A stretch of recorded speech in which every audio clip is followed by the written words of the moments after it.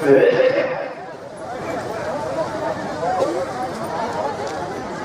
चलो जल्दी चलो, दौड़ के आओ, सत्संग का समय हो गया। सब लोग सामने आके बैठो, एक एक वचन वाणी को बड़ी सावधानी के साथ सुनो। जब कभी ऐसा अवसर हमें आपको अपने मानव जीवन में मिला करें, तो हम सब जीवों को यह सोचना चाहिए हमारे सबों पर हरि और गुरु की कृपा हो। बिना परमात्मा की कृपा के संत महात्मा नहीं मिलते हैं, और बगैर संतों की दया के इन जीवात्माओं का उद्धार नहीं होता।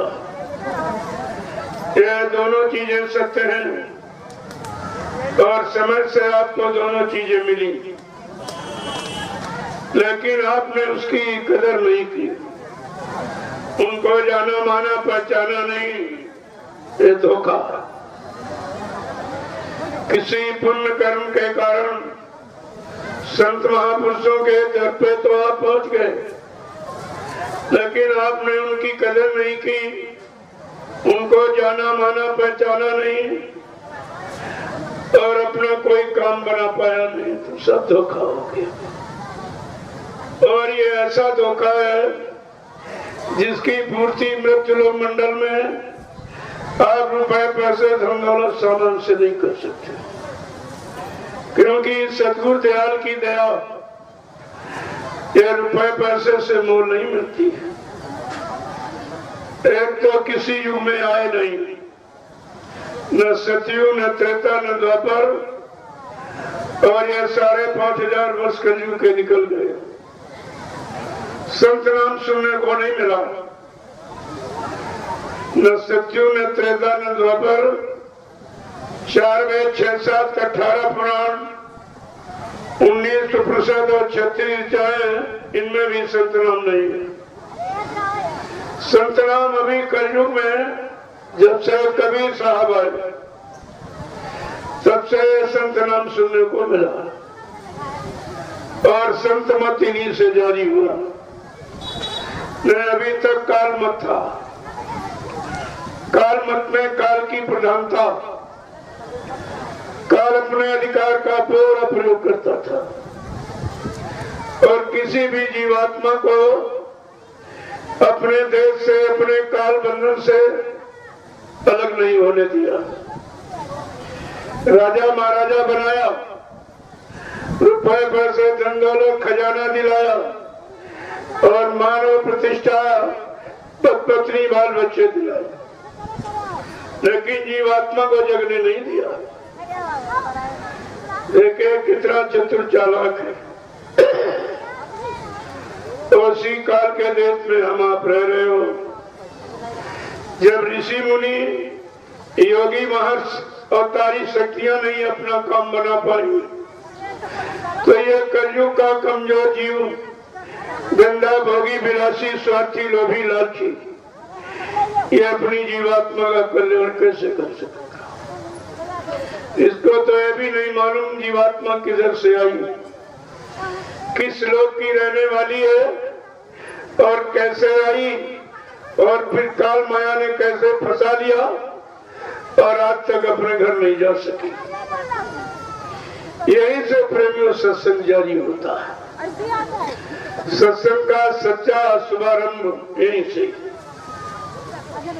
कि जीवात्मा, जो हम सब ये जीवात्मा मृत्यु लोक में मनुष्य शरीर में बैठी है, ये किसके आदेश से, किसके हुक्म से, और किसने अपना आधार पकड़ाकर उसको मृत्यु लोक मंडल पर उतारा? ऐसे एक बार की नहीं फेंक दिया, हर लोग की पूरी जानकारी देते दिलाते करते कराते फिर सबसे नीचे काल माया के देश में लाके खड़ा कर दिया। अब आपको सोचना चाहिए कितनी जटिल समस्या हम सब जीवात्माओं की है। ये काल माया के घेरे से उसके कर्मों के जाल से कैसे निकलेगी, निकालने की ताकत, शक्ति, सामर्थ्य किसमें और किसको अधिकार है, यह सब जानकारी जब होगी तब आप उन जानकारों को पहचान पाओगे जो काल माया के देश में जीवात्माओं को जगाने के लिए आए और नाम आधार यहाँ खड़ा किया। उसी नाम आधार को नामदान कहते हैं और इसी को नाम डोर शब्द डोर कहते हैं। ये जब जीवात्माओं को पकड़ाएगा और जिसके पास नाम जहाज है वो जीवात्माओं को इसके घर पहुंचाएगा, बाकी अधिकार सृष्टि में किसी के पास नहीं। ये काम कोई नहीं कर सकता। जब ऋषि मुनि योगी नहीं कर पाए, ब्रह्मचारी तपस्वी महर्षि नहीं कर पाए, अवतारी शक्तियां जिनको भगवान आपने कहा वो भी नहीं अपनी जीवात्मा का उद्धार कर पाए, ये कलयुग का जीव कैसे कर लेगा? तो बहुत गंदा है। तो इसको समरस सहयोग की आवश्यकता है। कोई ऐसा सहयोगी मिल जाए जो इन जीवात्माओं को जगाए और नाम डोर शब्द डोर पकड़ाए और अपने नाम जहाज पर बैठा कर इन जीवात्माओं को इनकी घर की तरफ ले जाए। ऐसे समरस सहयोग की आवश्यकता है। उसी सहयोगी को कहते हैं संत सद्गुरु और सहयोग की विधि को कहते हैं नामदान। ये दोनों चीजें, और आपको समय से दोनों चीजें मिली, लेकिन आपने जाना माना पहचाना कुछ नहीं। किनका काम क्या है, किस काम के लिए आते हैं, कौन सा काम करके जाते हैं, इतिहास बना के जाते हैं, व्यवस्था बना के जाते हैं, ये सब जानकारी आपके पास नहीं है। वैसे 10 जुलाई सन 1952 से लगातार मुतवातिर कंटिन्यूस आपको सुनाया गया, समझाया गया, दिखाया गया, कराया गया, लेकिन तुम्हारी समझ में कुछ नहीं आया। कितनी बड़ी मेहनत, कितना बड़ा परिश्रम। इस सृष्टि में इस तरह का परिश्रम, मेहनत, प्रचार, जानकारी किसी ने दी नहीं। जैसे बाबा जय गुरुदेव जी महाराज, और आपने उनको अपना गुरु भी बनाया, और गुरु बनाकर भी आप नहीं पहचान पाए कि गुरु का काम क्या होता है, गुरु किस काम के लिए आता है, कौन सा काम करके ही जाता है।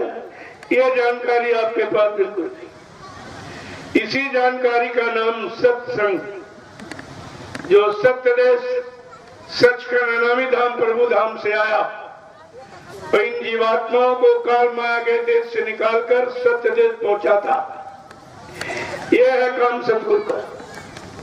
इसलिए आपको गुरबाणी बराबर याद करा रही है कि कलयुग का जीव कहीं भूल भ्रम में पड़ जाए, कहीं गुरु संत सतगुरु को भूल न जाए, उनकी गौरव गरिमा महिमा से कहीं अलग न हो जाए और उसे मिलने वाला परमार्थी लाभ कहीं छूट न जाए। यह सब जानकारी आपको दी गई, थोड़ी बहुत नहीं। 10 जुलाई 1952 से 2012 तक पूरी जानकारी।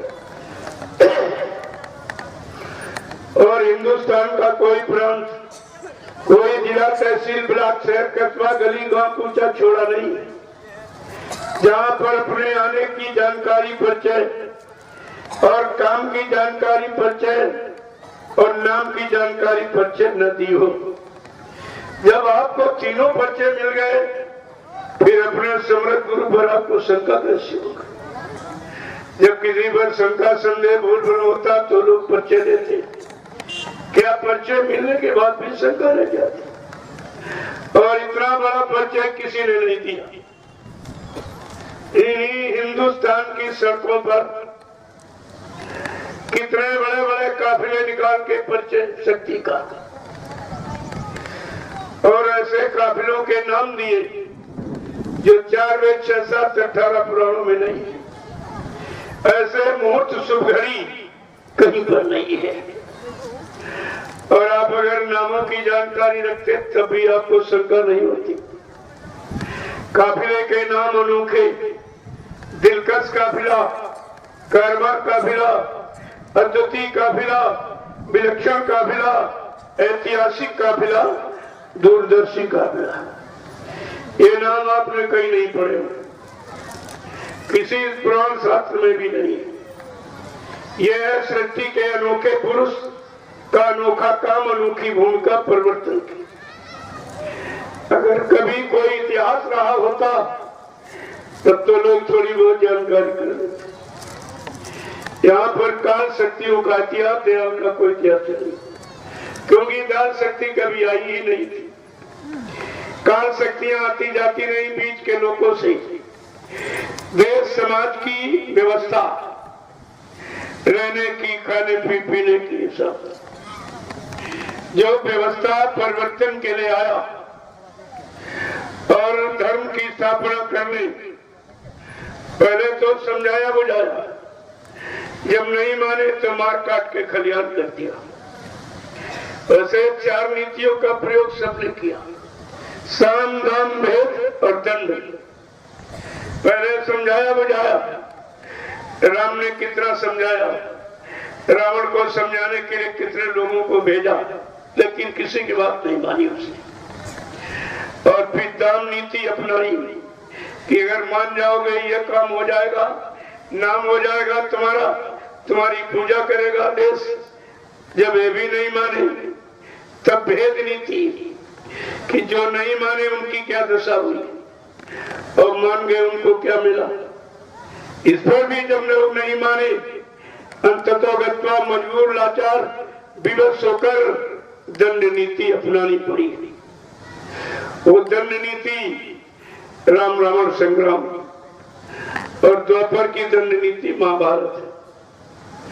ये दोनों इतिहास युग के आपके सामने पड़े हैं। इनको सुन लो, समझ लो, पढ़ लो, अगर जीवन में उतार लो तो अच्छा रहेगा। कि जिन लोगों ने समय के जगह नाम की महिमा को नहीं जाना और समय के नाम लेके जो शक्ति आई उसको नहीं पहचाना, वो नष्ट नाबूद हो गए, सब विनाश हो गया उनका। न मानने का ये परिणाम है।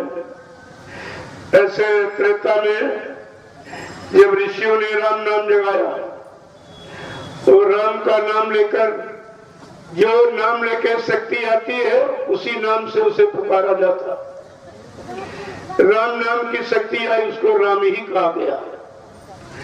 और वह समय का विद्वान ब्राह्मण रावण 4 वेद 6 7 18 पुराणों का गया था। कहते हैं ऐसा विद्वान बलवान धनवान भूते न भविष्यते। जब इतना बड़ा धनवान बलवान बुद्धिमान, जिसके लिए रामचरितमानस प्रशंसा का विषय बनाए है, उत्तम कुल पलस्त करनाती शिव विरंच पूजे वो भाती। इतना उत्तम कुलीन ब्राह्मण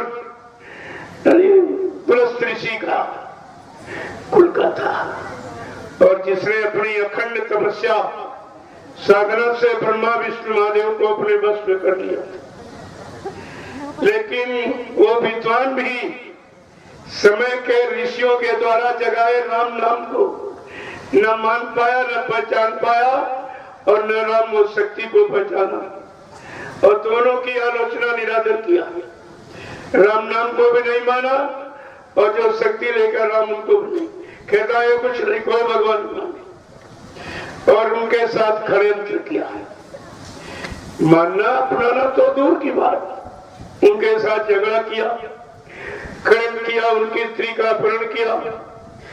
यानी मतलब कहने का ये है, जो समय के जगह नाम को नहीं मानता, नहीं पहचानता शक्ति को, वो सब विनाश का कारण बनता है। उन सब का विनाश हो गया।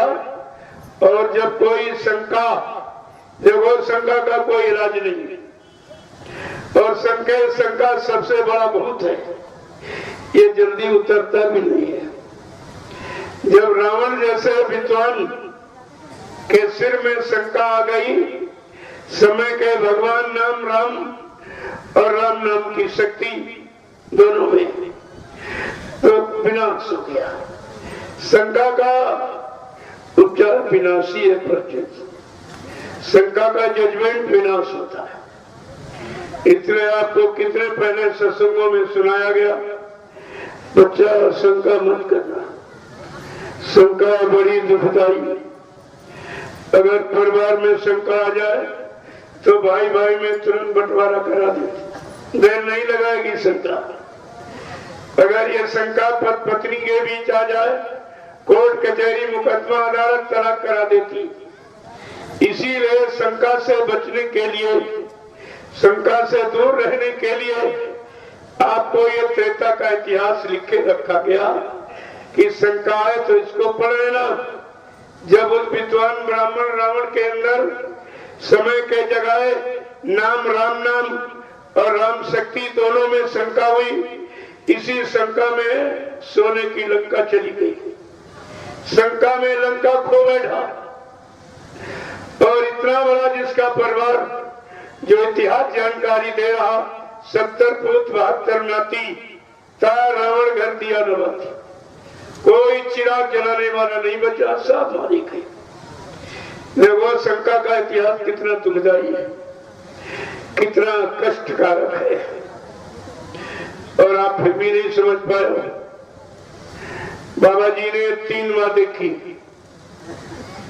हम सब जीवात्माओं के उद्धार लाभ कल्याण के लिए।